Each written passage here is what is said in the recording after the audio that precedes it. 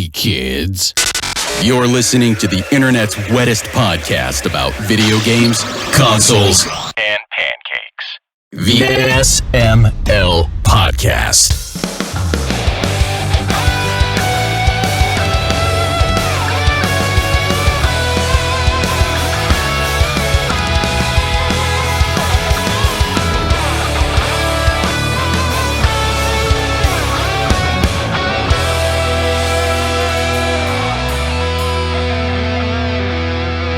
What's up, everybody? This is the SML Podcast. I am your host, Joe. It is a PartyCast, so joining as usual, we've got Tim, we've got Pernell, we've got Chris, and we've got Brooke. How is everybody doing?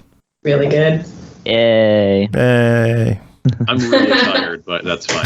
I'm on the end of the spectrum, too. But it was really cool hearing about when Brooke moved to the moon base last year. That was pretty cool. Yeah, it's air's thin up here, but it's very warm. Fucking yeah! I love how you just stop that. It's very The warm. timing of that was incredible, by the way, because Root Beer just subbed, and we got a fucking yeah at the most amazing time possible. Root Beer, Thank you so much for the 31-month resub. That is insane. Thank you so much. We love having you here. That's like a whole year. That's like more than a year. That's like a 2020 year. That's multiple 2020. I'm good, but I wasn't good until about 5 minutes ago. Why? What happened 5 minutes ago? Besides joining this call. Thank you for taking that bait. So I ordered a pizza for dinner, and they did that thing that all delivery people do now, which is they just left it at the door and didn't knock or anything. No updates. Wait, we're still sitting on the street. Well, on the little table that we have outside the apartment, specifically because people keep doing this.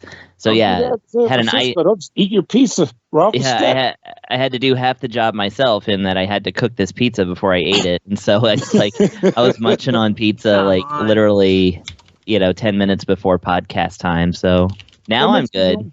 That makes me wonder. I like cold pizza personally, but would I like cold pizza the same if it came cold? No, I don't like paying for cold pizza. That's the thing. Yeah. If I'm going to pay the premium, put some temperature in it. On your own terms. That's like an interesting thing about I guess COVID times in the sense where it's on one hand it's even before COVID times I had tons of respect for people who deliver food, which is why I almost never do it because I'm I don't want to bring somebody out if I can get up and do it myself. But when I really can, I'm going to get delivery. But yeah, true. But they always had that thing where I was a lot of pizza stores was if you don't get it in a certain time, it's free. Or they'll say something like, just general customer service because we want to get a tip. But with COVID, it was okay, due to the fact that it's a more strenuous time and the fact that no one wants to have that contact with each other, you kind of just tip in advance and just accept that the food will show up. And some folks took serious advantage of that. Oh, I know. And to the point of cold pizza and paying for it. So my philosophy is that cold pizza is a free gift that you gave yourself when you had hot pizza. Oh, wow. I love that. When you didn't eat all the pizza, you did yourself a New life philosophy. So, yeah. Wasn't there a Ninja Turtles saying where it was never pay full price for late pizza, or was it for cold Forgiveness pizza? is divine, but never pay full price for a late pizza. Awesome. Yeah, good man. You remember the exact line. That's the great philosopher Michelangelo. It's words to live by. How do you? Yeah. I mean, come on. Those were great movies, man. Even though people will knock the turtle suits that they wore. What? Personally, I'm fine Who knocks with them? They look They're fucking cool. awesome. Yeah. They were made by the Jim Henson Creature They Shop. still look good today. Well, first of all, let's get this out the way. It's the fucking internet, okay? People hate everything there. Secondly, Yes. I agree with you guys. The Ninja Turtle outfits from then were freaking fantastic. But I feel like the movies themselves hold up too. Some people might watch them and go, well, it was the cheesy early 90s. It was, Vanilla Ice made a song for it. It was cool. But to me, I'm it still works. And I feel like having not read the comics, it was the first time I saw even a bit of grit going. Because the Shredder died in the first movie, quote unquote, died. He, Raphael got beat the Spoilers. shit up. Oh yes, I'm sorry. And if anybody hasn't watched it yet, that's your own damn fault. All right. But yeah, Raphael. You've had 30 years. Huh? He really had. They really have. And honestly, if you weren't around back then and you're just getting into the Turtles now, one, welcome aboard, and two, holy crap. I'm glad you're doing it. You should still watch the movies because they're great. It did get a little weird towards that third movie. Oh, the Turtles go back in time? Yeah, Turtles. I almost want to say that, but then the cartoon had them doing weird crap all the time, so I was already used to it. Yeah, the Fred Wolf cartoon was bonkers. Where's Especially. the beef? Oh, there it is. So Pernell, I have a drink right now that was supposed to be yours if you made it to MagFest, but you couldn't make it. So it was specifically mine. Like, I'm going to taunt you with this drink. Well, you can't have. Well, there's a postal it's mine service, now, man. Yeah. There's such a thing as the post office. You could have mailed it. Do you know how hard it is to ship beverages? Does that say a box with bubble wrap? Throw that shit in. You know how much extra bubble wrap you're probably sitting on? I got a box of it in the basement. Okay.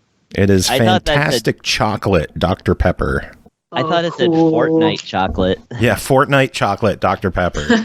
I'm almost surprised that doesn't exist. It's more crossover content. How are you liking it? Is it good?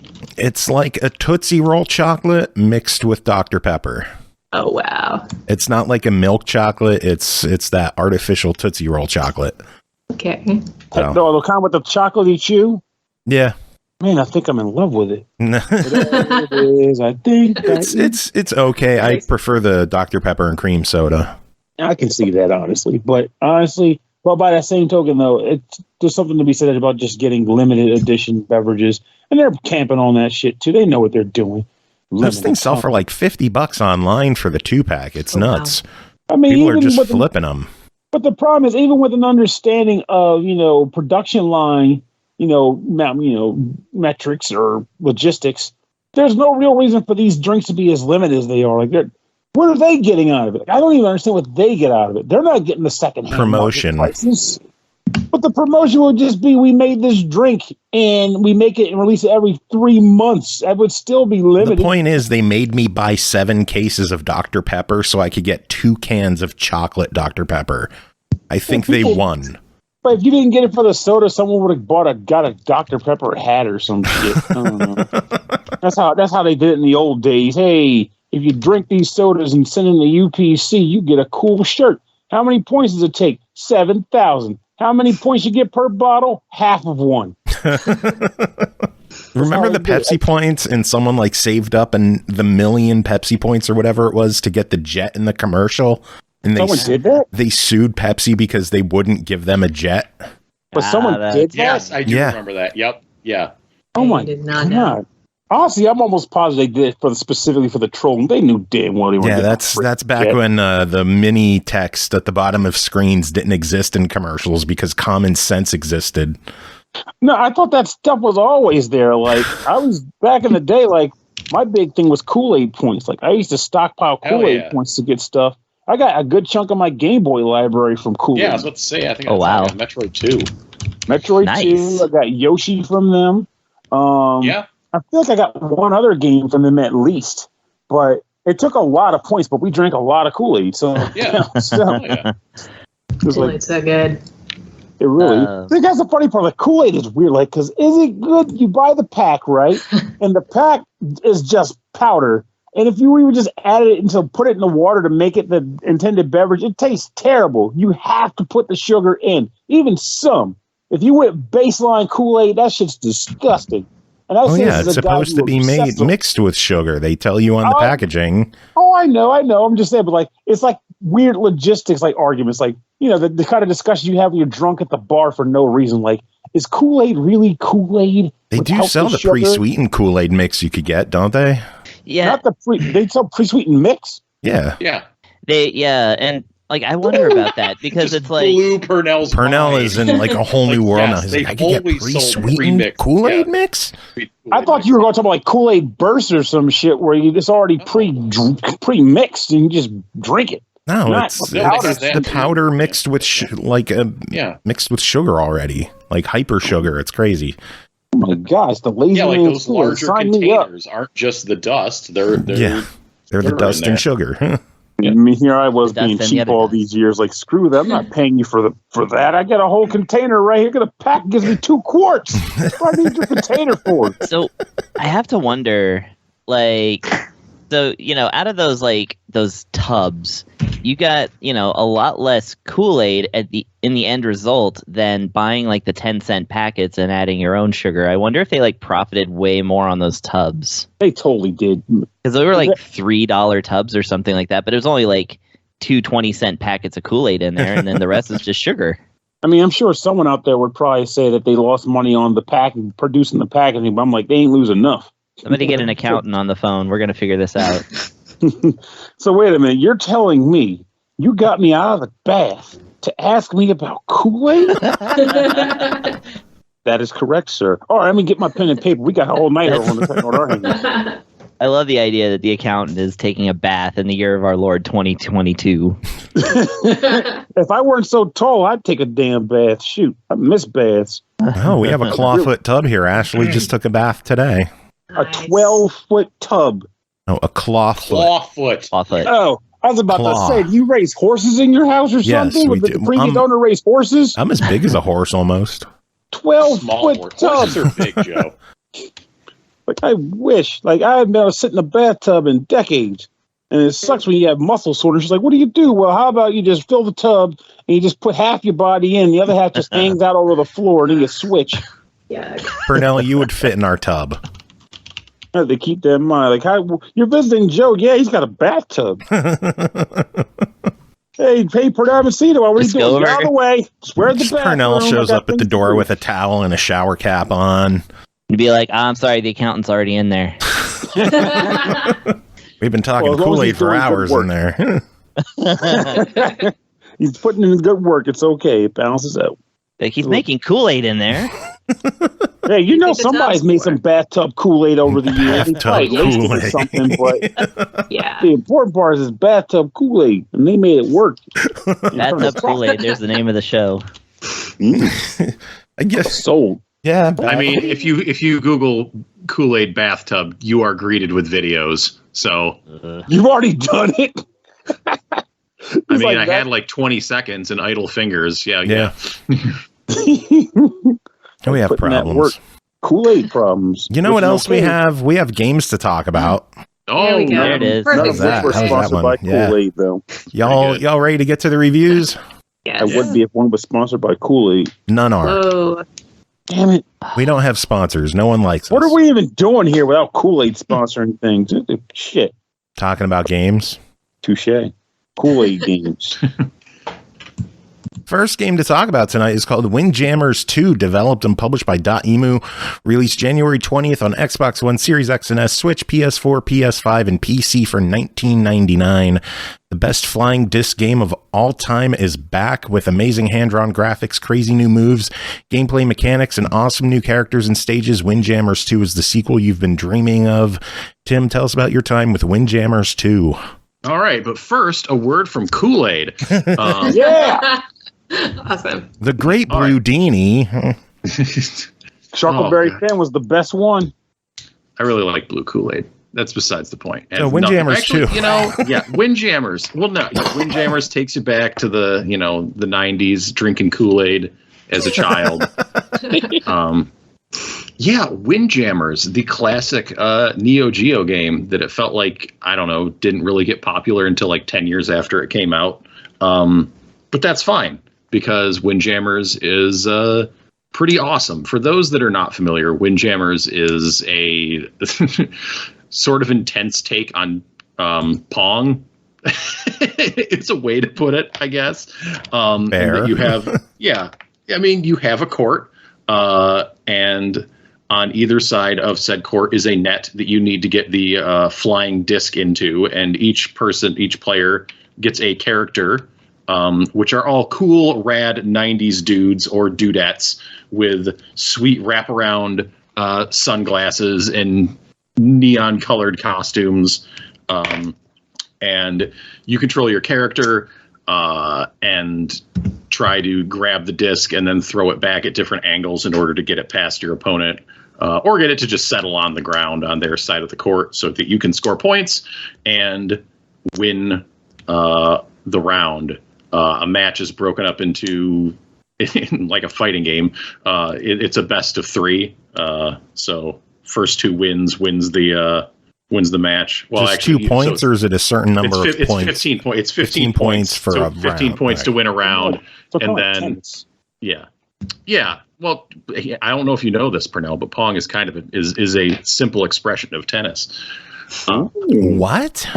Yeah, never heard that before. That is. I thought it was a simple expression of ping pong, which is a simple expression of tennis. My A God. simple expression of capitalism. It all makes sense. So you're telling me the Kool-Aid goes so deep. With the sugar? Yep. At the bottom. I know, it shocked me too. So here we are, Windjammers 2, finally in 2022, almost 30 years later, made by Dotemu or Dotemu, however you may call them. Yeah, and they have not messed with it very much. Windjammers has a very solid formula that has withstood the test of time. Like I said, I don't remember this game in the 90s at all.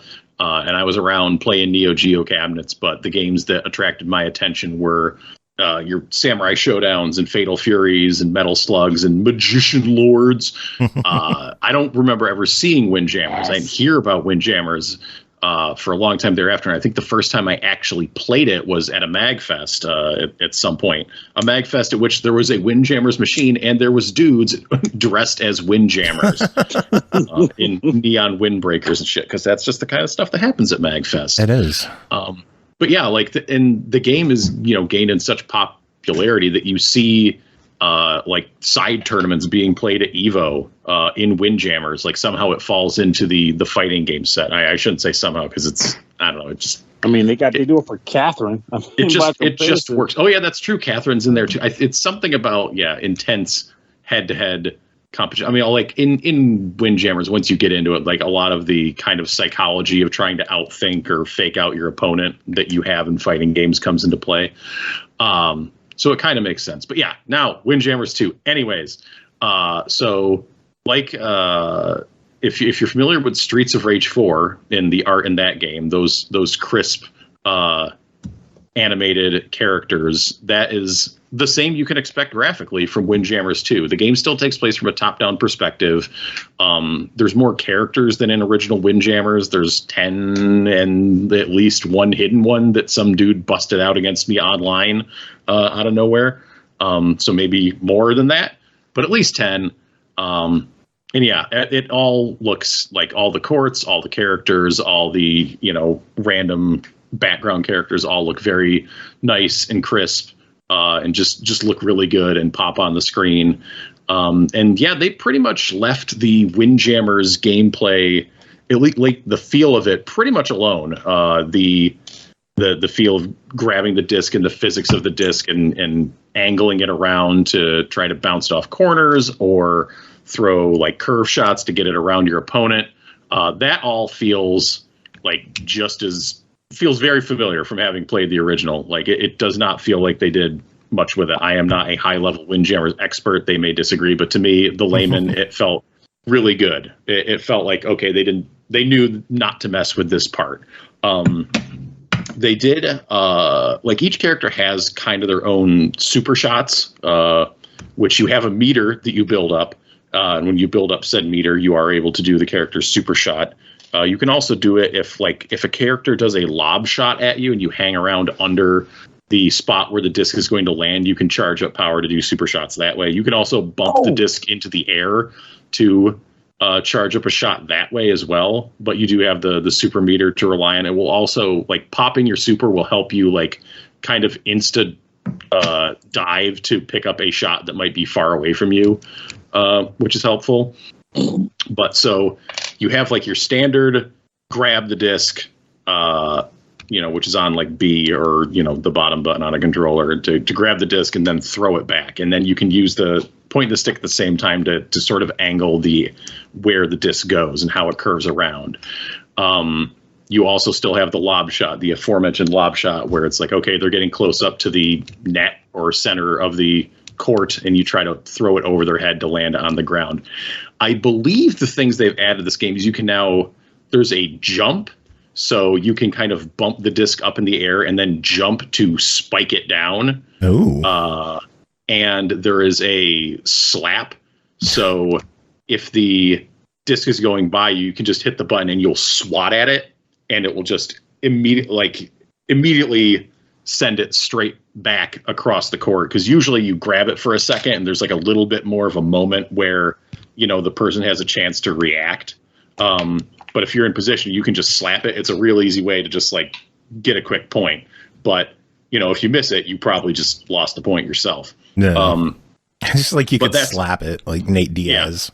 Yeah, you just slap it. You just bitch like, slap the thing. Yeah, you backhand that shit, and then it goes zing back across the court. So yeah, the gameplay's solid. Like, it feels really good. There's lots of good options and use of psychology when playing against other players.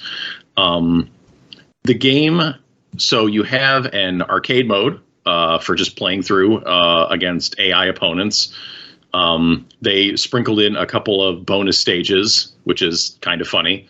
Like a classic Street Fighter 2 beat up the car type thing, though you're not beating up a car. Nice. There's one where there's like a machine that like just shoots discs at you, and you have to try to grab all of them. You get more points for swatting them, actually. And then there's another one where you're like controlling a dog running down a beach after a frisbee. Just really unnecessary, but, you know, fun when you're hitting that 90s arcade style. Yeah, in arcade mode, you'll get like a choice of 2 different opponents, like leading up to the final. And then if you win the final, it's only like 4 or 5 stages long. After you win the final, like each character has their own like arcade like ending, which I appreciate, and is some incentive to sit there and play through as every single character just to see their endings, with difficulty levels to make it more challenging for you. But the meat of the game, probably for most people, will be the online offerings where you have your ranked matches, your player matches. It does have that unicorn of a Switch feature where you can actually directly invite friends from your friends list to play against you. Oh, wow. Yeah. That's an unfortunately small number of games have that, but Windjammers 2 is one of them. So if you and a friend have Windjammers, like and you're already friend coded up, you can just invite them just straight that way, and that's great.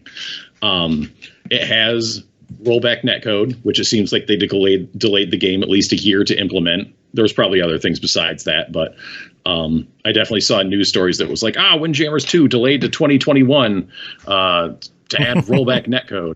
Rollback netcode, which is kind of that is the standard for fighting in twitchy video games online right now. And, you know, playing a few matches, it felt great. I didn't feel any lag playing against people online.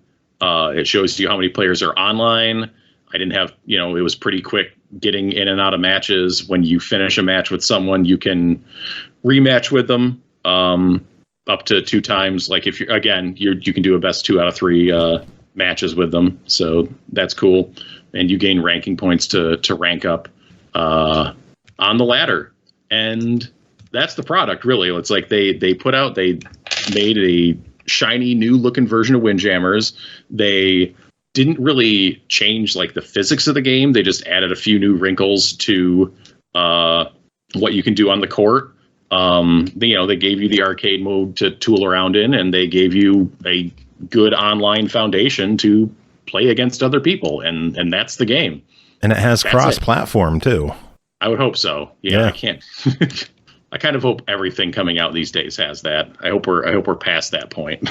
Yeah, it'd be nice, but some games still don't. So you got to celebrate the ones that do, I think. Yeah, absolutely. Some great music in this game too. I cannot overlook that. Some cool appropriate music. Nice. Well, the game is $20. For those who are on the fence, it's on Game Pass. So what do you think of this one? Yeah, I think it's definitely worth a purchase, like just kind of straight up for $20. Obviously, you know, Game Pass, try it on Game Pass first. Yeah, it's too bad the limited run physical pre-order closed last weekend before the game came out. So like before the review embargo was up, so nobody could I couldn't actually come here and say like, hey, yeah, if you're really hype about Windjammers 2, get out there and pre-order it. Because it's probably good. Nope, couldn't say that. But Yeah, but now you here. can. It's here. It's got great online. Like the game is fantastic for playing locally against other people. Windjammers is just like a lot of fun. It's the original is a timeless, super well designed game, and the sequel holds that up. Cool, works for me. Next game to talk about is Startup Panic, developed by Algorocks, published by tinyBuild, released January 20th on Steam for $14.99. Quit your job and build an exciting startup, survive the tech bubble, compete with rival CEOs, and expand your office from bedroom programmer up to the heights of global corporate sabotage, as long as you don't get hacked or kidnapped. Pernell, did you get kidnapped? I got hacked. Oh, 1 out of 2 ain't bad. In a way, that's worse. Couldn't even get kidnapped like a winner. Damn. So what is Startup Panic? Tell us about this game. So basically, at the beginning of the game, you choose your avatar out of a male or female avatar character, and immediately you quit your job and go to your bedroom where all the action is. What action am I talking about? Startup magic, because you and your new friend Clippy, whatever the hell they named him, decide to open up a startup company. And I did say Clippy as in the old Microsoft Word avatar, because they just threw him in there for some reason. And I find that to be very charming, because I miss Clippy. Everyone hated Clippy. I was not one of those people. Okay. So basically you are doing a startup, and the idea of what your startup is, well, the one thing I kind of found funny about this game is that you start up your company as just being a website. What does your website do? Whatever, just do it. Because the idea behind this and the way your startup company works is that you are in a race to produce quote unquote features. What are features? Well, anything that can make things better for you. It starts out small. You create a web page. You create the ability to comment on posts. You create the ability to make posts. You create the ability to upload images, so on and so forth. And each of these features is considered like a task that you perform, where the game will tell you kind of like, this is what the task is. It will kind of give you a brief description of it, and even kind of give you some clues in that description as to what would go best to building it up. And what I mean by best is what stats, both on your employee or yourself, because you work as well, and are most effective for building up this product to be as best as it can be, as well as where to allocate stats. Because when you take on a job, after selecting the employee or employees to work the job, you have to select from a bunch of sliders being, I want to say, aesthetics, usability, and technology. You have to move a slider, and the amount of spaces, and basically distribute it between those three different things with a certain total that you have out to use. Like, let's say you had a base value of 2, right? So you might say give aesthetics a 1, technology 0.5, and usability 0.5. And then you set the thing to run. You start working, time ticks down, and after a certain number of days, the job is done, and you get rated on it, and you get a critic in the corner that gives you like a wordy review of like whether they thought your product was amazing, the best thing since sliced bread, or the worst thing since Star Wars. Because they get weird with some of the references in this game, and that's find the humor be pretty worst funny. Thing since Star Wars. Wow, that's a shot. Yep. For those who are listening, Pernell personally doesn't like Star Wars, but that would have been my joke in the game. They have their own jokes. They know, really, yeah. So this ends up being what happened. Over time, you'll start getting more users to your site. Users generate revenue because for each feature you add and the rating that you give for those features, because each one of those jobs it's not just succeed or fail, it's also how well you did and get an out of 10 rating. The more users you get and the better your features, the more money you earn for your company. And you need that money to offset the cost of things like office supplies, hiring employees, buying new offices entirely, because you eventually have to move on to different offices with increased rents and moving costs and stuff of that nature. And you'll basically be constantly concerned about money, because once you get past the early stages of building on features, it gets a little wild. Because you start hiring more employees, and each employee that you hire, which for the record, you can hire employees from multiple aspects of things. Like you can get employees that were recommended to you by friends. So he's like, hey, I want some kids from the bar to just come work for me. But they're not they may not be the best employees because they're not particularly like trained. It's just, hey, I can help you with the project. So their stats are going to be kind of low, or they might have weird traits like gets lazy when more than one person's working with them on a project because they can mask their laziness, or if their job doesn't go well, their motivation plummets because they have low self-esteem and things of that nature. But there's also positive traits too, like is a real go-getter, so they'll work twice as fast to get something done and things like that. So you'll be hiring these kinds of people to get things done and managing their salaries and their motivations, because unlike any other job in the real world, unless you're like a CEO level type cat, you pay for your staff's vacations. So when the employee motivation gets to a certain level and you're concerned about them doing a good job, you send them on vacation and you pay for it. Vacations will increase a certain amount of motivation to get them back in their game, whether it be 10 points of motivation out of 100 or like 40 to 50 points of motivation out of 100. You'll be playing with this dance too. And you'd think that it would just be as simple as, okay, well, I got my people, I got my features, I'm just going to manage things and things will just work as I should. Well, that would be the case, except there's a lot of random events that pop up too, like the aforementioned hacking and kidnappings, which can adversely affect your job. Like, for example, kidnapping can adversely affect you? Tell me how.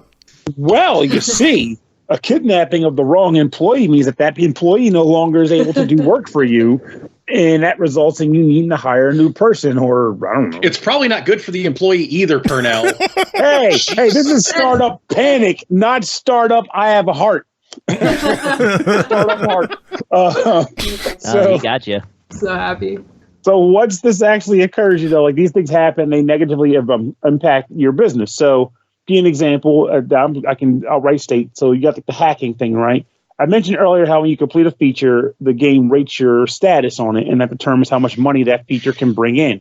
A hacker can come in and adversely hack into your website and damage one of your features, thereby bringing the rating way down. At this point, and also in points where you may feel as though you didn't do as good as you would have liked on something, you can actually go back and redo the job, possibly with better stats or with a better allocation of the three bars I mentioned to do a better job than before, and thereby repairing it and getting a better rating and thereby earning more money.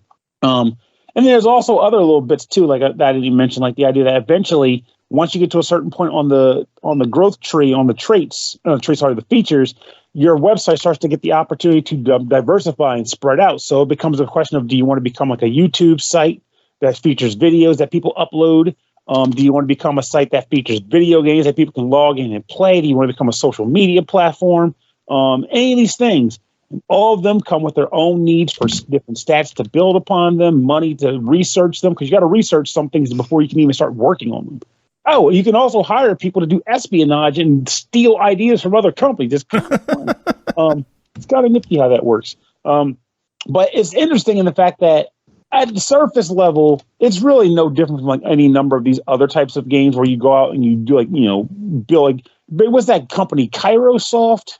The one that does a bunch of stuff on they do a lot of games on Switch and on mobile.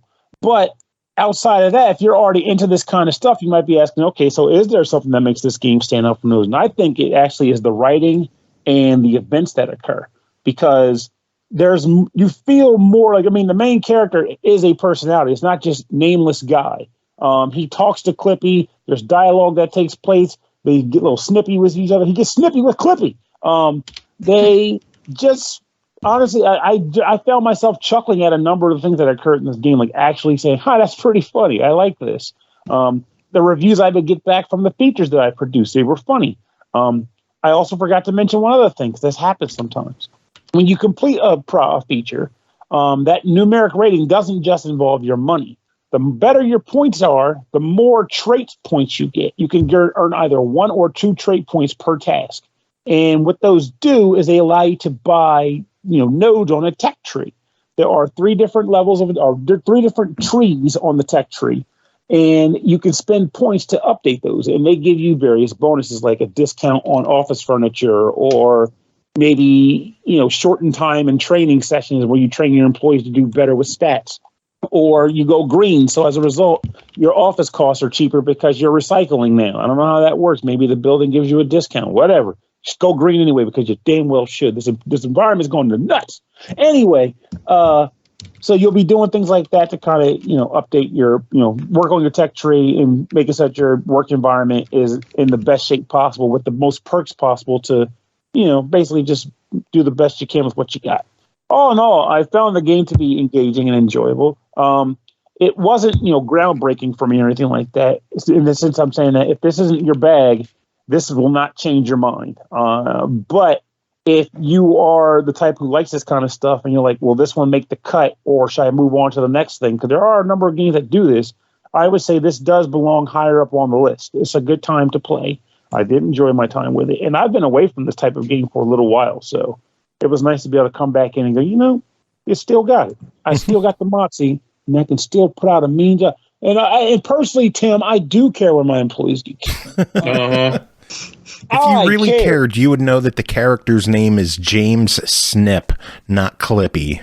No, I didn't. I didn't say that. I said I don't remember what his actual name is, but the character James Snip is a reference to Clippy because they even outright say it in the game. He's like, "Hi, I'm James Snip," and he even references You keep the saying new Microsoft Clippy. Avatar. The legal reasons you can't keep calling him Clippy.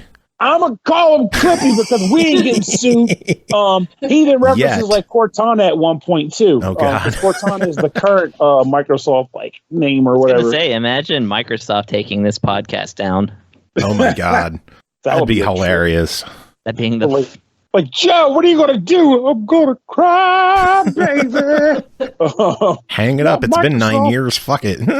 But, I think it's a good game. James Snip and all. The game's $15. What's your official verdict? I'd say it's a solid buy if you're a sim type. Try it if you're on the fence or haven't tried one before, because this will be a good one to sink your teeth into to get started. Cool. Speaking of good games, next up we got a 2-pack to talk about. I Love Finding Cats Collector's Edition and I Love Finding Pups Collector's Edition, both developed and published by Ocean Media. Cats released January 6th on the Switch for $9.99. Pups released January 20th on the Switch for $9.99. Whoa. I Love Finding Cats is a classic hidden object game with great selection of mini games. Visit beautiful locations from across the globe while you find and collect adorable feline friends. And then the other one is visit beautiful locations from across the globe while you find and collect adorable canine companions. I Love Finding Pups features classic hidden object gameplay across a wide variety of scenes with a great collection of mini games sprinkled throughout. Brooke, you got cats. Chris, you got pups. Who wants to start? Me, pick me. All right, Brooke, tell us about your time with I Love Finding Cats Collector's Edition. Oh, dude. Well, it's like everybody always says about me. I love finding cats, man. I'm in the Twitch room right now. I already found at least one cat. It was to the lower left of Joe. So good. But yeah, longtime listeners may or may not recall. Last week I discovered what I started calling slidey puzzles, and then I named them that. And even though that type of puzzle already has a name and isn't even remotely a new thing, just new to me, these listeners will be delighted to know that almost the same exact thing happened to me this week. Although I'm at least familiar with the concept of hidden object games, I'd never played one before. I also just assumed that they were just hella easy. And maybe they are, but if that's the case, I'm really, really bad at finding the hidden object. Like, maybe Chris, I don't know.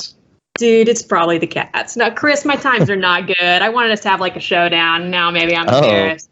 It's pretty bad. But I did play a fair amount of it. What you need to know, first and foremost, is if this game is even remotely on your... Whoa, get those stats. You can look at them for each level. We'll talk about this later. Okay, yeah. But yeah, it's actually not just a hidden object finding game. As you begin your journey in the universe of I Love Finding Cats, you will be whisked off, as Joe said, to exotic locations around the world, such as Tuscany, Amsterdam, Shropshire, Idaho, Bavaria, Tyrol, and Minnesota.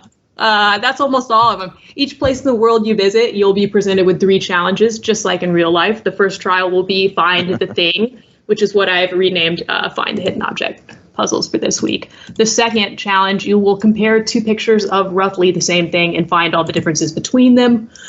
your third challenge for each location. Chris, I don't know how to put this. It's not like a jigsaw puzzle, but like it's like a picture broken into pieces, scrambled up. Well, without the jigsaw pattern, it's like primary shapes. Well, here's the thing. I don't know how much our games differ, but there's totally a jigsaw puzzle in the Pups game. I'm playing it right now. Oh my god! So what's the difference between? How do y'all define jigsaw? Let's just split off here for a second. I define jigsaw like I think of the actual jigsaw where you kind of push it through on the blade, and then the classic puzzles would have like actual locking pieces. These are kind of like pieces. Yeah, so like I wonder, Chris, are yours more jigsaw like locking pieces, or are there pieces that you slide around? No, you don't slide them around in this one. You actually select one and then select where it goes. But the thing is, instead of the classic jigsaw shape, which, by the way, I have a fun fact about that pretty soon. But instead of the classic like jigsaw shapes. Oh, I love jigsaw puzzles. They're all like shaped basically like cacti, and then you just kind of have to go by like the context of the little picture inside to like know where to put them. Okay. Redemption is different. All right, I got to see some screenshots. We got to connect on this after the show. Yeah. So, okay, let me get back on track here. As you sail the 7 seas on your journey looking for things, cats, and differences between 2 photos, you'll also be accumulating adopt points for every cat you find in the hidden object and the difference between 2 pictures puzzles. Because the cats you find aren't actually counted towards your hidden objects that you find per puzzle, they're just a little extra. So the big surprise of this game is you don't even have to find any cats in the game. That's totally optional. You can split that part. You can skip that part entirely if you want. But look at you, Tim. I mean, you love finding cats. And now they got you right where they want you. Finding cats for free. No, just kidding. Just kidding. It's not for free. They pay you an imaginary $1 per cat you find. The adopt points I mentioned earlier, you get 1 of those for each cat you find. Those points each become $1 in your My Cat screen, where you can purchase new cats to unlock. From a screen that says above the top, pick a cat to join you on your travels. There's like 20 of them to collect with adopt points, range from $5 to $18. I haven't bought the $18 cat yet, but I'm really close. I'm probably going to get there during the show, so stay tuned. I'll let you know what that guy looks like, because I got to know. Beautiful, I bet. Hi, puns. Okay, well, the good news is you don't have to... long story short, if you like highlights in the magazine and you love finding cats, this is the game for you. Did you just reference highlights for children? Yeah. Yes. Yeah, it's totally highlights for children. I used to love that magazine. That actually like kind of sells me on the game. Highlights for like I miss highlights for kids. That shit was awesome. If you like that, was. I like this game. It's got some similar junk going on. God, I could. Where's highlights for middle-aged adults? Damn it! Seriously. Yeah. No, that's more like it. Speaking of similarities, the store page for the 2 games is fairly similar bullet points. The first one is 6 extra locations, find even more cats, while the other page says 6 extra locations, find even more cats. Yes, They both say cats. They both say cats. Awesome. The rest are identical except for swapping out cats and pups, like additional adoptable cats, and meet the developers' adorable cats and pups. Indeed. Tell me about meeting the developers' cats and pups. One of them has like, hang on, I gotta get out of this puzzle. But one of them has a doggy named Bacon. Oh yes, awesome. I wonder if those are the dogs that I'm seeing in my puzzles, because I'm seeing like maybe 1 dog per puzzle. I figured out pretty quickly we must not have like maybe it's animals, but I wonder if the ones that I'm seeing in my game are like Easter eggs and one of them's bacon. I gotta know. Hang on, I'm gonna pull up Bacon right now. I actually got a screenshot of the puzzle on Twitter, by the way. Hang on, let me. Oh, cool. I'll post that in the chat. Every time I saw a dog, I took a screenshot for you so I could be like, is this in your game, man? Is this one of your... Doc Havoc in chat is very intrigued. What's this about a dog named Bacon? Hang on. Yeah, this is a totally different puzzle than what I had. Like, this is kind of jigsaw-y to me. This is nuts. This is nuts. Insanity. I'm just surprised our games are that different. I'm kind of impressed. They are unique. Unique. Chris, tell us more about the pup side of things. What goes on over there? Okay, hang on. I'm taking a screenshot of Bacon. This is very important. Less litter boxes, more walks per day. Okay, so say what? What'd you say? I said less litter boxes, more walks per day. I'm sure. Just listing differences. Yeah, true. Yeah, so that's actually a point that I do want to make at some point. So I have, what is it called? I love finding pups. Here's the thing, though, about finding cats versus finding pups. You do have to find cats, but if a pup likes you, you don't have to find a pup. The pup will find you. He's covered with My God. You know what I'm saying? I feel like my game might have a little more of a sinister twist. So I named my player Murderer. and now I'm finding pups in these different locations where they are hiding from me. So yeah, the photos are really cool. They they basically, but here's the thing about it is that, you are expecting like a totally pup-filled adventure, but really per puzzle so far, I've had to find a total of 4 pups and 14 other not pups type of things. And it's kind of wild stuff sometimes. In the last level, I had to find a skull. Whoa. The skull of a former pup? No, it was a human skull. It was wedged Thank up God. into a. It was wedged up in a. Yeah, exactly. Thank you. It was wedged up in a trashy like abandoned van's like tire like housing kind of thing, whatever you call that. Also, Wheel well. I actually kept my Google search results open for things that they asked me to find that I didn't know what they actually were looking for. One is a bauble. And I was like, I had no idea that a bauble is the word for one of those like Christmas tree ornaments. It's just like a plain like colored ball. That's literally called a bauble. I always thought it was just a catch-all phrase for like small things. Yeah, me too. Yeah, and so I had to find that. And then Egyptian column, which I had to find in a window in a warehouse. And then sextant, which turns out to not be as fun as it sounds. Oh, I know. Well, Isn't that something for like navigation?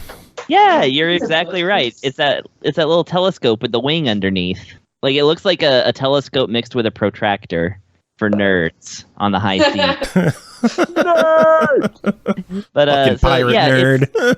it's roughly dog centric, but yeah, it's mostly like, finding stuff in puzzle, and it's really good. Like you actually will pour over this one. The thing that kind of bothered me about it is that there's 2 different ways to zoom in on the puzzles. Yeah. One is to push the R button, the shoulder, R, not the trigger, the bumper, to zoom in on the whole picture, and you can scroll around, right? And then there's a separate command where it brings up a magnifying glass so that you can zoom in on one thing about twice as good as just the first zoom. And you can even combine the 2, but here's the problem. If you use one or the other, then you can move the little magnifying glass around, or you can move the whole picture around to like try and find stuff better. But if you zoom in on something once, to scroll the picture and then use the magnifying glass, it sits in a predetermined location where you last had the cursor. So, and you can't move it from there. So it's like kind of broken that way. You kind of have to put the cursor in the middle, then zoom in, then activate the magnifying glass for, super specific sextant finding action. And yeah, like Brooke, I also got pupper points, and I want to brag on myself a little bit here because they show all of the dogs except for your initial dog, because this game isn't going to kick you out there without one dog. So you get a default doggy, and then all the rest of the dogs are represented in silhouettes and the amount of puppy points that it costs to unlock them, and just based on the silhouette, without even a blink. Like, I looked at all these silhouettes of dogs and found the pug immediately, which is my favorite breed, by the way. Nice. Did you share a picture of Bacon yet? I did. It's on Twitter, I think. Hang on, let me get it here. Just shared it out to the internet any way that was possible. Wasn't The only link I saw in chat was the puzzle one. Yeah, hang on. We need the picture of Bacon for the image episode, Bacon, obviously. dude. Bacon, there you go. One order of bacon. He's really cute. Aww. Yeah, you can even see from the screenshot that like for a hidden object game, even though I haven't technically played one before. It looks pretty premium. Like, it's just got some nice buttons and features. It's more than I expected with this type of game, for sure. Yeah, I agree. Well, it's $10 each. What are your thoughts on the games? Ooh, I guess it's just going to depend on which animal you like more. Unless you're, a rich tycoon. Well, I think this is worth $10 if somebody wants to play like a finding object plus other highlights-esque puzzles. This is probably one of the nicer ones out there. I didn't have exactly the problem that you have with the cursor, but I kind of had some issues with the game itself as well. A couple of the items were just buggy on me. I really wanted to pride myself on never taking any of the hints, but there were a couple items, and I mean, maybe like 10 puzzles I did that I selected over and over and over again. It wouldn't let me select, so I'm like, okay, I guess this isn't the thing it says it is. And then the hint was like, it's right here, you fucking idiot. And I'm like, that's what I clicked, and I clicked it like a million times, zoomed in and out. I just had a couple things that happened like that. I also thought there were a couple, like, what do I even call it? Maybe it's suffering from poor localization as well for this country's release. Like, I had a puzzle with, they want me to find the necktie. And in the photo is a necktie, and on the other side of the photo is a bow tie. Now, those are technically both neckties, but I clicked the necktie, it didn't count, and I clicked the bow tie, it counted as necktie. So it's like, yeah, that's not game breaking, but it is confusing. And it's, I had that exact problem because they asked me to find a paddle, and I was like, okay, dude, I was looking for a ping pong paddle, but then I was like, oh, they mean an oar. And so I looked for an oar and found it. Yeah, lots of stuff like that. Find the right oar. That's a paddling.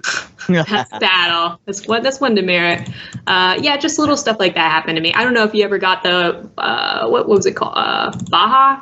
But they're like, oh, find the duck. And it's like, dude, that's a goose, my man. That is not a duck. I wouldn't know. So this is not a game for bird lovers then. Yeah. Not a game for ornithologist is going home. Pernell out. If I may, I'm just going to paraphrase myself from earlier today and say that it's a great game if you love finding dogs, and it's a great game if you love finding cats, respectively. But if you love finding both, then you obviously work for the pound, and you'll never find our dogs and cats. Curses! You found us out. Brooke, any final comments on I Love Finding Cats? Yeah, I mean, if you like hidden object, this is the cream of the crop. Cool. All right. Moving on. Next game to talk about is Guntech 2, developed by Jani Penttinen. I'm so sorry. I butchered your name. I can't do it. Published by Utopos Games. Released January 13th on Xbox One, Series X and S for $19.99. Guntech 2 is an ultimate retro-style shoot-'em-up based in space. Some would call it a cave flyer. Whatever you call it, one thing for sure, the game is packed with full of non-stop action, loads of weapons, and big explosions. Tim, tell us about Guntech 2. Hang on, that was just Twitch chatting. Somebody mentioned chorus. Anyways, yeah, what's really weird is like it's not gonna change anything because I was feeling kind of mild on this game, and then I was reading up a bit of stuff about how the developer had a not mild case of COVID last month and was in the hospital for like 8 days. Oh shit. Yeah, and like right as he was going in, he found like his game got rejected. Like this game got rejected for cert because Microsoft wanted to put loading bars on the loading screens, and so he's having like fucking fever dreams about the game never coming out or being a disaster while he's in like the hospital with COVID. That's insane. It is insane. And I can't say their name right. Yay. Yeah, but at least the game came out. He's not. Yeah, the game he did get. He obviously, yeah, he is no longer in the hospital, and the game came out, so he's okay. So I can talk about what a piece of shit. No. No. No. Okay, so this game also. Speaking of games that are apparently sequels to things that came out 30 years ago. This came out. There was a game called Utopos that was later renamed Guntech. That is Guntech 1 that came out in 1992 on the Atari ST. everybody remembers that Guntech, right? Oh yeah. I loved Guntech so much. You know, with pew pew in the room. That's why it's such a funny thing when you see Guntech 2. You're like, oh yeah, sure. This was probably a game that came out recently, right? No, turns out no. Yeah. So what this is a sort of overhead like twin stick, basically shootery type game, where it's not really a bullet heck type deal. The game is broken down into stages, and it's about being able to navigate them. You have your blaster to shoot off some enemies. You have special other weapons, special weapons that you pick up that can be activated with like one of the bumpers. And yeah, each level will have like different clear requirements, which is mostly just either kill a bunch of things and then go to the exit, or make your way to the exit. Sometimes some are pretty straightforward. Some are a little more open, and you kind of got to poke around to find your way through, a little more maze-like. The thing that I don't like about the game is the control of the ship. And this is a personal taste thing, where it's not like not like a twin stick shooter where it's like, okay, your ship does not change direction instantly. It has thrust and momentum. One of those. So, like the original asteroids, where once you're going in a certain direction. Yep. Yes. You thrust, your ship moves in that direction. And then when there's say something that causes you to need to hastily turn in another direction, like you could press in that other direction, but your ship's momentum is going to slowly slow down and then go the other way. And, when you need to start moving your ship, it takes a second to start moving. It has to build up some momentum before it goes. And you might be saying to yourself, like, well, that doesn't sound so bad. It's like gravity. It's the way things work in space. Well, it might be the way things work in space, but that doesn't mean that it's fun for a video game of this nature. Because when you have like lasers that are turning on and off, and you have to specifically time when you need to engage the thrust on your ship so that you pass through it without, having your ship being bathed in lasers because you timed it just a little bit wrong because it's a momentum slight shift up. That's not a ton of fun for me. The game also, you have a health bar, and you also take damage when you bash into things like walls and whatnot. So, that's what killed me more than anything in this game, not enemies or, hazards. It was just like me bing-bonging around into walls and such. And it's not like a complete disaster. It's not my preference, but it's pretty strongly not my preference. So it made the game tough to enjoy for me. That, like, kind of control issues aside, it is a pretty nice looking, simple, straightforward, just kind of overhead shooter game. It has like 5 different worlds, excluding the tutorial world. What's really funny, like once you get past the tutorial, you get to see the progression. And there's a world 0, which is a holiday themed level, which I was like, oh, it's because the game was supposed to come out in December, and now I know it's like, oh, it's because he had the one thing that didn't pass cert and he was in the hospital with COVID, so it didn't come out in December with this holiday-themed level to enjoy. But yeah, there's like 4 or 5 kind of themed worlds, though like a large theme of the game, ironically, is viruses. Like the first or second main world is like full of like these giant beakers that are spewing out viruses that look like fucking COVID out of them, which is intentional and, hilarious because of what happened to the developer. No, but that's so you gotta like you're shooting viruses that can latch onto your ship and drain your energy. And yeah, boy, that's on point. right now with the grand situation of the world. But either way, you play through these levels. There's coins to pick up, so you earn currency that you can use to unlock more weapons. You can use the currency to unlock more ships. Though right there on the ship unlock screen, it's like, well, you could pay this much for this ship, or you'll just get it after you beat this level. So it's like, okay, well, I can wait, and I'll spend my money on weapons that don't have indicators that they're going to unlock a couple levels down the line. Though that I don't know, I didn't. There's like a lot of special weapons, but like I didn't really, the game's not super long. I mean, it's meant for some replayability, I guess, as a shooter to go through and try out with different weapons and power ups and such. But they didn't feel super impactful for me. But yeah, the really what it comes down to it is the game is fine. It's not exceptional. It's not a disaster. It's not my cup of tea because of how the ship controls.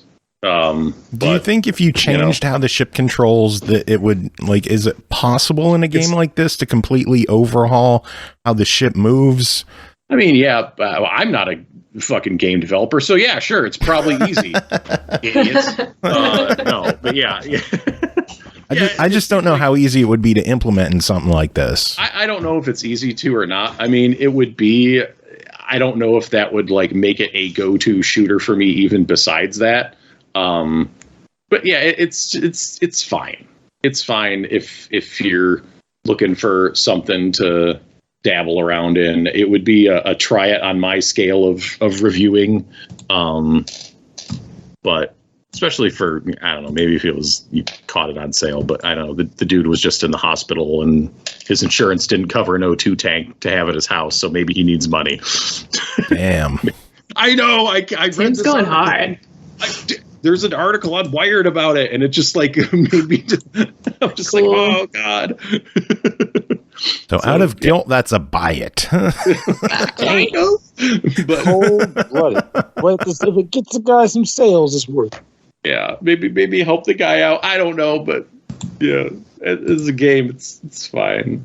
Yeah. Well, check it out. It's available on Xbox One and Series X and S. So there you go. Tim, that is it for you. Coming to other platforms, he says he's going to work. Tim's on coming to other versions. platforms soon. And I'm But coming not to past 7 p.m. PST. Yes. He's in bed then. Oh my god, yeah. Well, it's my kid woke up in the middle of the night with a nosebleed.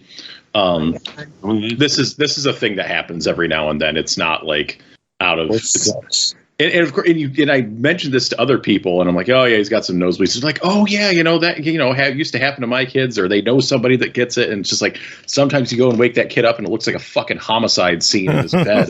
Like, wait, slow down. Wake him up. That junk woke me up because it's like you're drowning in your own blood. Oh, wow. Yeah, usually he wakes up under his own power. But like, So yeah, it's like nosebleeds are always fun. Those are always a good time. 1 a.m, it's like he sounded stuffy, and I'm half awake. I'm not ready to take care of a child, and I was like, oh, just go get a tissue. And then he's like, Dad, I'm bleeding, and I'm like, oh God, so I gotta go. And by that point, he's got like blood because he's half awake too, so he's got like blood on his hands. He's got blood on his feet. There's like blood drops on the floor downstairs. I gotta like get him cleaned up, get the bleeding to stop, like make sure like, okay, is it done? Are we okay? Yeah, check his sheets. It didn't go on his sheets or anything. Then get him back to bed. And then once I get him back to bed, then I can't fall asleep. And then you get a nosebleed, and yeah, then I get a nosebleed. No, then I walk you to the bathroom, make sure your face clean. Then I stare at the day's Wordle until I feel sleepy, and then how is Wordle? I keep hearing about that. Yeah, just cool. It's a website with just like a simple little word game every day. It's fun. I like it. Buy it. You don't have to though because it's free. But then when my child woke up, he apparently had another nosebleed, and that did get blood on his pillow. So that had to go into the wash. Wash, nice. Into the wash. So I think they were like, love it. I was gonna say, yeah, I feel seen now. Same. My beauty sleep was disrupted by a bleeding out child, so that's why I need my naps. And I feel so bad for what I did to my parents for years. Now it's just me. It's like, no one to see my bloody shame. Just get red sheets. You're an adult now. Oh, God. See, Brooke is the ideal woman. She knows what's up. All right, Why Tim, are any your final sheets- words? No, nothing. Nope. Yeah, I'm going to finish reading the Twitch chat and then I'm going to go to bed.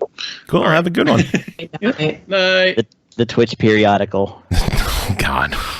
Uh, Next game to talk about is Labyrinth Legend, developed by Regista, published by NIS America, released January 18th on the Switch for $14.99. Just under the surface of the kingdom of Kanata lies an enigmatic labyrinth that guards treasures untold. Who but you dares to venture into its limitless dungeons where beasts and secrets abound? Chris, tell us about Labyrinth Legend. Who but you, indeed. Also, Kanata, is it not Canada? I maybe The Lost Ruins of Canada. I'd play that. Canada, Exactly. Oh, okay. Kingdom of I got Canada, maybe. you. Canada. Okay. I thought it was Yeah, Katana at first. I'm like, no, that the N and the T are in different No, in my places. head is Canada now. We can't go back. All right, so No, Canadians. actually, Aki has a great point. She asks if this is the big booby game. This is not, but I thought it was going to be as well. Wait, what? That is Labyrinth Life Omega, or Omega Labyrinth Life, or something like that. That game is great, by the way. Yeah, it's maybe too much for me. I don't know, but I haven't picked it up yet. No, this game is entirely, as far as I can tell, boobless. I'm sorry. Aki can just mute the thing now. He's checked out hours ago. Yeah, exactly. No, what this is this is a top-down roguelike adventure game with hacky and slashy elements. But yeah, it's basically where you are a person who kind of, you can actually choose from different people approximate creatures as well, but you basically choose your kind of avatar, and you go into, you start off in a hub town. It's like everybody's seen this before. You have your loadout of weapons. You go to the local dungeon, which changes every time you go into it, and then all this other stuff. So it's like that, but it's basically like I said, it's a little bit more of a hack and slash type of thing. What you're trying to go for is you're trying to clear 5 levels in a particular stage and then beat a boss in order to have that stage cleared and you can move on to the next. So it's a little more episodic that way. One of my favorite styles of roguelike is the Mystery Dungeon style, which was also done really well by a game called Izuna Legend of the Unemployed Ninja, which, by the way, is a big booby game. So there you go. But yeah, It's all that's about one of the my boobies. I guess it's one of my favorite DS games. But anyway, it's roguelike, but it also is like shorter levels that you can actually get through. But this game, yeah, it really piles on the forgiveness in terms of like what it allows you to do. For instance, anytime you want to, you can leave the dungeon and go back to the town. You just have to start the dungeon over. You maintain your level. And yeah, like especially, if you're trying to get money and stuff to improve your weapons and, everything else, then you probably will leave the dungeon a few times, not because you've been overwhelmed by enemies, but because you've been overwhelmed by inventory, because you have a very limited inventory space initially, and you basically go to the, the make your life better kind of stand and pay to have your inventory made better. I'm sorry, I heard something. Oh. I don't know. Okay. So yeah. We'll blame Brooke. Yeah, it's probably me, you guys. Gotcha. All right. No problem. The ghosts. I wish this podcast was haunted. That would be great. Someone is listening. Anyways. It's So yeah, you boo it. Oh. Okay, so I've totally lost my place So now. Labyrinth Legend. Yeah, Labyrinth Legend. It's you go in and like I said, you try to get enemies to drop the best gear. Sometimes you can run into what's called like an epic enemy, which is like a mini boss, and they might drop some like really awesome stuff too. It's all rated in a star system, so if you get like a 5-star rarity type thing, then that's really awesome. Everything else you're going to want to sell or drop in the dungeon. You also have a few different currencies here. your money, which is used to improve your life and purchase other items. Mostly, though, the stuff you find in the dungeons is way better than what's in the shop, as per the law of hack and slash. But then there's also magic points that you get for defeating enemies, and those can be spent on everything from purchasing the material you need to get better, like to upgrade your equipment, slowly but surely. Also, it can be used to hire somebody to dig in the I already said it. You hire somebody to dig in the mine for those better materials. You also can spend it in the dungeon to get super rare items that are behind like a locked gate that'll cost like 400 magic points kind of thing, which those are usually your 4 and 5 star rarity type things. And you can actually travel to Monster Island, where you can adopt a cute little monster to follow you around in the dungeon, and also awards you bonuses, which is kind of cool. I have a bird that helps get me more money. So, it's a really I wish I well had a thought bird out. that gave me money. Right, same. But it'd be like the reverse experience of a crow. I guess crows would bring you shiny things, wouldn't they?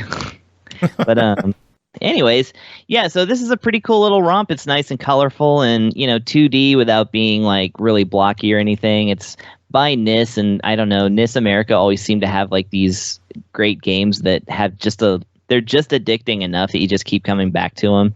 So all around, I was really impressed with this one. It's not the most it's no Diablo 4 or whatever, but I mean this will have you coming back for more for sure. Nice. Well, it's only $15, which is pretty cheap for a NIS game. So what do you think? Yeah, I'd say go ahead and buy it. It's really good. I mean, I don't really have a whole lot to complain about on it. It's also multiplayer, so you can actually tackle dungeons together. It does have a whole extra game that is a true roguelike, in that you will start the dungeon over in level 1 and et cetera, et cetera. It's more, challenging and stuff. And they recommend you play it after you play through the storyline. But yeah, it's got a lot going for it, and I say well worth the $15. Cool beans. Yeah. All right, next up is Jack in Hat, phrasing. Developed by Cross Game Studio, published by two awesome partners, released January 21st on Xbox One, Series X and S for $7.99. The sinister Dr. Vu Doom has kidnapped the princess of Ririland and incited a civil war. It's up to repairman extraordinaire Jack and his boomerang hat to save her and restore peace. Jump through 20 plus huge levels, collecting crystal stars and more. Can you save Ririland?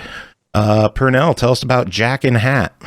Just keep on going lame, but so the idea behind this game is like you described. I think it's kind of funny how the guy kidnaps the princess, like I'm taking over everything, and then the scientist is like, we have a way to get to him. He's on the moon, but we need someone that can do it. And the scientist just goes, I know who can do it. He just pulls out a Mr. Fix-It pamphlet. Like, Jack's the jack of all trades. He can do it. What makes you think he can? Well, I called him to fix like some of my plumbing, and he converted the entire room to like a really nice den. He's worth it. Like, wow. If that's all it took to save the world, sign me up. Oh, shit. Especially if it gets me a neat boomerang hat in the deal. Because the boomerang hat came from the professor. The idea behind this game is that once Jack is enlisted by the professor, he has to explore various areas within the Ririland Kingdom to find these power crystals, which are used to power the device that will get him to Dr. Voodoo's base on the moon. And those crystals are hidden within 20 levels, as mentioned earlier. And they're actually fairly lengthy stages. They are 2D side-scroller levels where the idea is that Jack has to go through them and eventually find the energy crystal hidden within it and then exit. It's interesting that I think about this, and it feels like a weird cross between like a 2D Crash Bandicoot and a 2D Donkey Kong Country, in the sense of like you're going around and there are a bunch of crates hidden throughout. Well, not hidden; they're just around the levels. And when you smash them, they contain little gems. The gems. I found out what's happening. That was me, you guys. I'm so sorry. That's okay. I was just more like, what the hell is We're just going to mute till Pernell's review is over.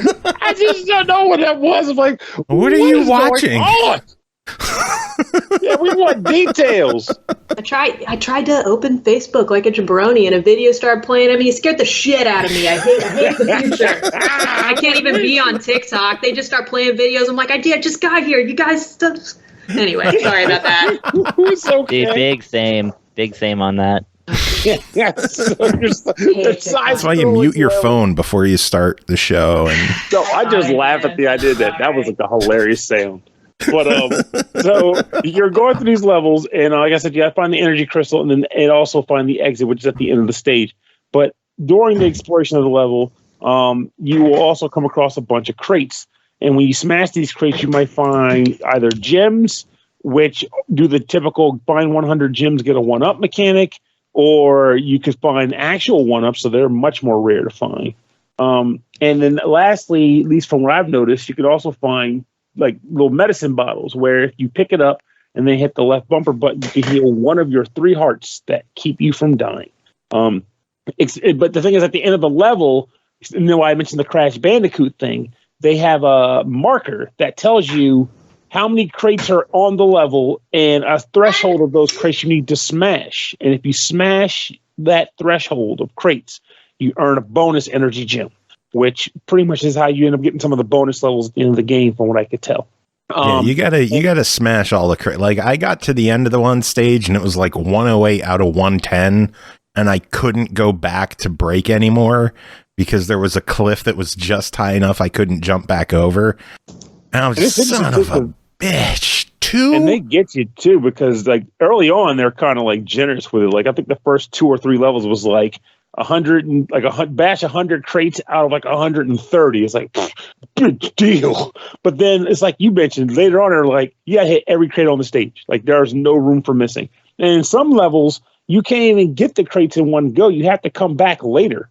But the other thing, as far as levels are concerned, that you can collect is like, and this is where the Donkey Kong Country reference comes in. There are letters hidden on the levels that spell Jack. And if you find all 4 of those, you'll get I want to say that's where you get the stars from. And stars are also meant to unlock things later in the game if you get enough of them. So enemies in the game are pretty much like, I'm going to lay it out right now on the table. The enemies in this game are kind of meh. Like you're talking little dots that run around, or a rectangular green dude who fires a gun. Like, they didn't really inspire me to care one way or the other. But that doesn't really hurt the game as a whole, because I did find the platforming to be fairly fun. And some of the sections are pretty tough. Like there are a couple areas where they expect you to nail the jump perfectly just to get across the pit or whatever. And there's one particular level later on in the game that is one of those like chase levels where you're getting chased by a giant boulder. And yeah, you're going to lose some lives there because they hit you with some crap where you have to be very precise in what you're doing to succeed. But I was finding myself having fun with the game. And early on, I was like, okay, well, I'm kind of feeling kind of weird here. Like there's no abilities that you can gain. There's no power-ups to find or whatever like that. But when you beat a boss, which usually shows up every 4 stages, you get a new ability, which is tacked onto Jack's move registry.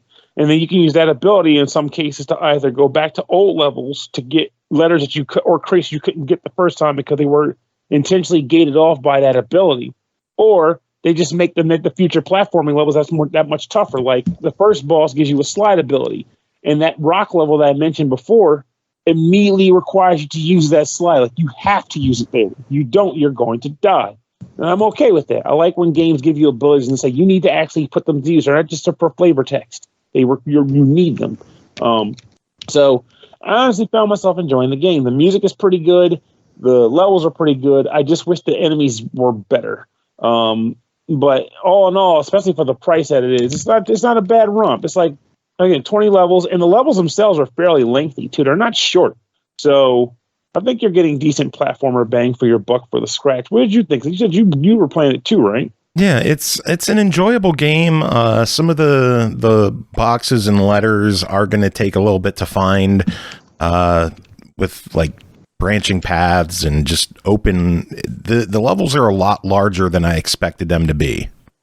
Oh, I forgot. We should both mention this. One thing that they did about the game that's pretty nifty for those who would need it is they broke it off into 2. I don't know why they called them modes, but they broke them off into 2 modes. There's a modern mode and a retro mode. Let me guess, you played retro? Of course, I want some stakes in the game. Retro mode gives you lives, where if you run out of lives, it's a game over essentially, or rather, you go back to your last save file or whatever. And modern mode is infinite life, so you can try as many times as you need to get the job done.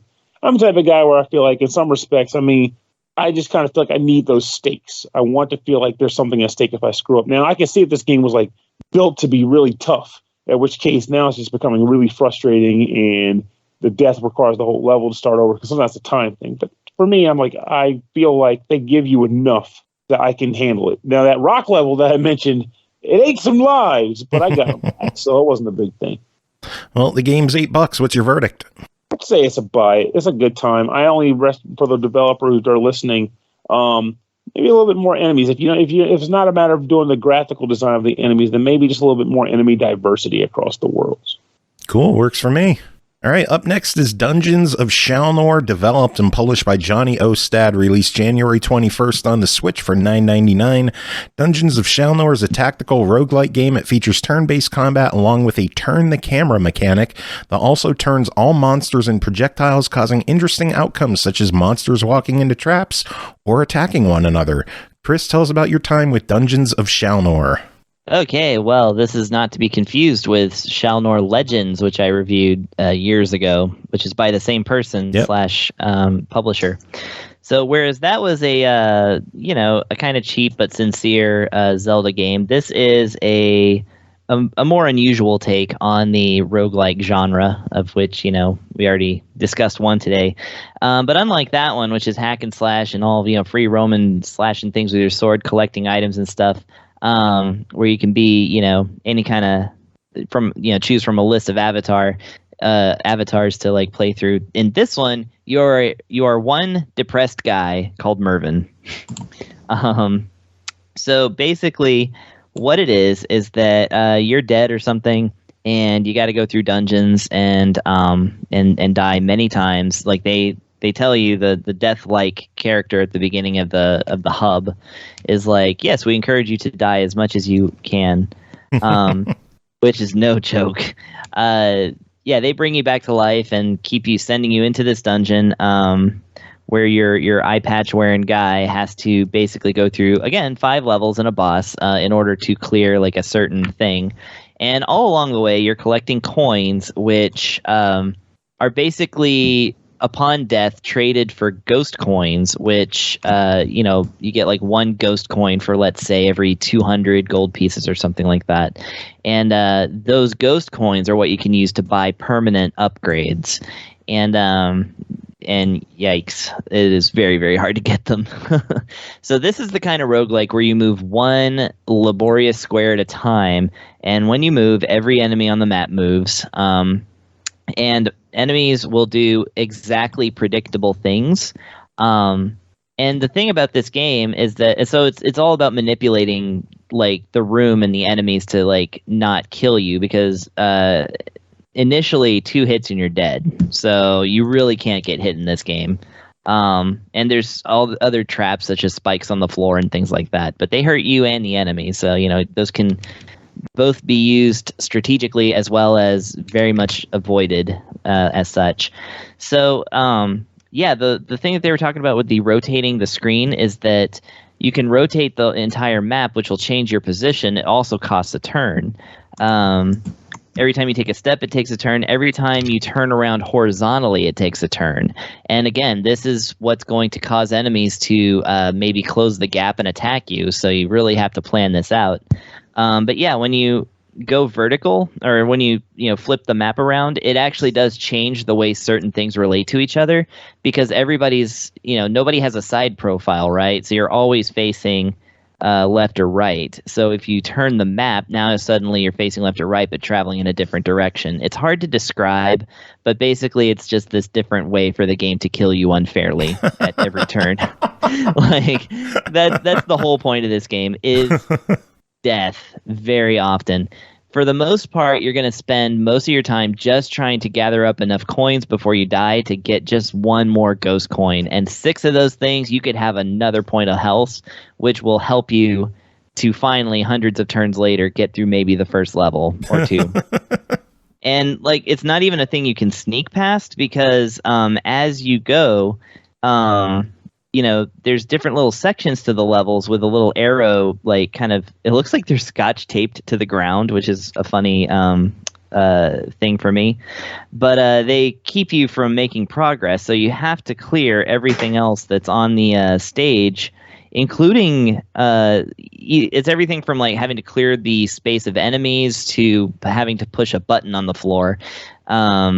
And, that's what's going to get you to go to the next section. So, it's a slow, ponderous kind of roguelike. And it is unforgiving. Like I said, you only get a ghost coin upon death if you've got enough coins. There's no levels. There's no, items to pick up or lose. In the currency, I don't even know what the regular gold does besides buy ghost coins. There are power-ups you can pick up in the stages that do help you out somewhat. And again, there is permanent loadout if you can manage to purchase some. But apart from that, yeah, it's very much a thinking man's roguelike. This is a one false move and you are doomed kind of thing. So in that sense, it can also be pretty addicting. But yeah, it's very much it'll kick your ass. It is. This is for the people who like to get their asses kicked by this sort of game. Nice. Well, it's $10. What are your thoughts? $10. I mean, it's made pretty lovingly. Definitely something it's only through the fates that I've been given 2 roguelikes in the same week to review, but I will say I definitely prefer the experience of something like Labyrinth Legend to Dungeons of Shalnor. But again, like I said with Shalnor Legends, it's very sincere. This person knows how to make a game, and they're doing a good job with it. So I'd say as long as the absolute punishing detail of the game isn't something that's going to chase you off, then yeah, this is worth a bit of your brain power for sure. Rock on. All right, We got one final game to talk about tonight. That is called Kinduo, developed by Nibb Games, published by Ratalaika Games, released January 21st on Xbox One, Series X and S, Switch, PS4, and PS5 for $4.99. Kinduo is a game where 2 elemental friends overcome obstacles to return to their island, push boxes, use electricity to connect objects, break ice blocks, blow things up, and more in this cute and colorful game. Pernell, tell us about your time with it. I think it's funny it says and more. I'm like, no, I think you literally named all the things you can do. Yeah. But I digress. So the premise is like Joe described. A lightning bolt kid and a rock kid are trying to get home. And this is done by traversing 30 stages, getting to the 2 titular characters to access the exit door on the level and get out. How is this done? Well, each level is a series of platforms and objects, and you need to use both characters together to get them equally to the gate. I guess they don't mention their names per se, so I'm just going to call them Lightning Kid and Rock Kid. Lightning Kid can do a few things. He can jump higher, and he can electrify things, and he also gets an air dash later on. Basically, they don't start you with all their abilities. They kind of parse them out as you progress through the game. But that's what the Lightning Kid does. Rock Kid he has a crappy jump, so he doesn't jump very high. But he can push objects, and he eventually gets a ground pound ability to smash through ice floors pretty much ice floors. So what ends up happening is you might see a room, for example, where there's a platform that Rock Kid can't reach, but Lightning Kid can. And on that platform, there's also a electric block that, when electrified, will allow elevator to move up and down. Lightning Kid can get to that platform, electrify the block, to send the elevator down to Block Kid. Block Kid gets on it, and he gets brought up by the elevator when he gets re-electrified. That's kind of the element of how this game operates to get through levels. And as bit by bit goes on, they introduce a few more things like TNT blocks, which can be detonated by getting electrified. And I mentioned the aforementioned the ice floors that can be shattered by ground pounding and stuff like that. It's interesting in that the mechanics are fine, but they're not too, they're not off the wall or very surprising. And the thing about it is that normally that wouldn't bother me because I just like solving puzzles. But the game itself was really, really easy. And what I mean by that is I beat the entire game plus the bonus stage you unlock for beating the original 30 levels in an hour. That includes the platinum trophy that comes with that beating of the game. So sounds like a classic Ratalaika platformer. Yep. So like, not that that's a problem. I have no problem with a $5 game I can beat in an hour and then never go back to. Like, that's $5 well spent in my eyes. That was an hour of entertainment I had. And that's the thing. For me, it's a little different. Like, it's not that it's a bad game or anything like that, but which is why like my go-to is going to be, it's good for like if you're like new to puzzlers or you're looking for like a beginner puzzler to play with like somebody, because it's got the co-op mode.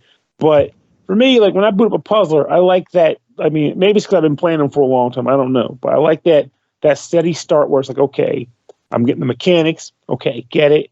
Okay, now that I got it, hit me with the meaty stuff, the hard stuff that makes me utilize these abilities. I want to stop and think about a puzzle where I have to figure out the solution. But in this game, it was never, like that never occurred. It was very much you start a level and the solution's pretty much there. It's just start with this, and then I can do this.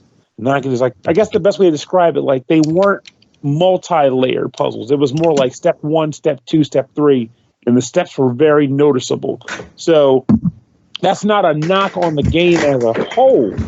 It's just the idea, like when people are talking about games and they're like, okay, like I want to, like, it's like when you're talking to people who like to play puzzle games, you gotta let them know, okay, this one is pretty light. This one, like Baba Is You, that is not light. You'll be scratching your damn head, and that's how you describe that to somebody. That game is so good. Okay, Baba Is You fucking rules. It really, really does. It's one of the best. That game's so good. But like if I mentioned that game to somebody and didn't mention this game is tough, they might come into the game and be like, oh, wow, you didn't tell me how hard this was. I don't play games that are this rough for puzzlers. I don't want to get this frustrated. Kinduo will not frustrate you, like, at all. Like, it'll be an easy, breezy, fun time. You'll enjoy it. Just don't come into it expecting to get your head scratching for any reason. Like, you'll just go into it and go, okay, I did my thing and I'm done. That's fine. But I wanted to get that out there because I think, to me, with the puzzle game, that's a very important distinction to make. But I would hope that if the developer is listening to this or Ratalaika is listening and they are in contact with the developer, they were like, hey, if you decide to make a new puzzle game, slap some more secret stages in there. I mean, like more complicated levels. That sounds like your only gripe with this game is that it ends. Pretty much. It ended before it ramped up. Makes sense. Well, it's $5. What do you think? I'd say it's a solid try it title. Cool. What did you think, Toby? I thought there'd be more to that. No, I pretty much laid out all the caveats during the dialogue. Like, it's pretty much a try it. Like, you heard what I said, so essentially, I mean, it's up your alley. It's definitely a try it. Yeah, I had fun with it. Like I said, these are the kind of games I really enjoy from Ratalaika. Just the quick $5. I hate saying easy completion because it sounds like it's just a cheap money grab for achievements, but it kind of is, and I don't care. Well, I will say this, at least. This is one of the rare ones, I think, where it makes you beat the whole game. No, that's what I was about to say. Like, on one hand, the achievements aren't hard to find, but there are a few that you have to actually do something beyond just playing the game to get them. Like, there were at least 3 or 4 that had to do something different to get them, but I was able to realize what they were just by playing the game. Like, oh yeah, there it is. I got an achievement for that, versus just doing a thing because I was curious about it. Oh, well, that's it. We're done. We're a kind duo of duos. Yeah, we made it through another one. One more showdown, but not without Brooke dropping something or spilling something or just making a bunch of noise randomly. Yeah, like what the fuck? What are we gonna do with you? Spill corner over here. Oh my god! What'd you spill today, Brooke? Well, today I spilled a very good bouillabaisse. Tune in next week when I learn how to silence my phone before checking John's thing. Oh my god. He immediately came in and joined the Twitch chat too. He's like, it's not our fault, you guys. Like, no, it is. Hey, you gotta give credit. That's respect right there. That's appreciation. It's like, I got you back. I'm gonna join the chat to support the noise. It's okay. But was it a good video? As soon as it started playing, I panicked. And he just dropped the phone, which made even more noise. I was like, oh no, I think they heard. Well, now now you're going to go back to the video. Like, this video better been worth it. And now it's not going to be able to measure up to your expectations. I'm going to watch it as soon as this is over. I was going to be just finding cats on the Switch, but I'm about to find out what was in that video. Wow. I just got a text message of a picture of my pizza outside of my apartment. Oh my god. How long has it been there, though? Well, I mean, I brought it in before the show started. Oh my god, that's the photo you just got. Yeah. I thought you ordered another pizza. You'd had a frozen pizza by now. Shoot. What, you think I'm rich? Like I got San Francisco money up in here?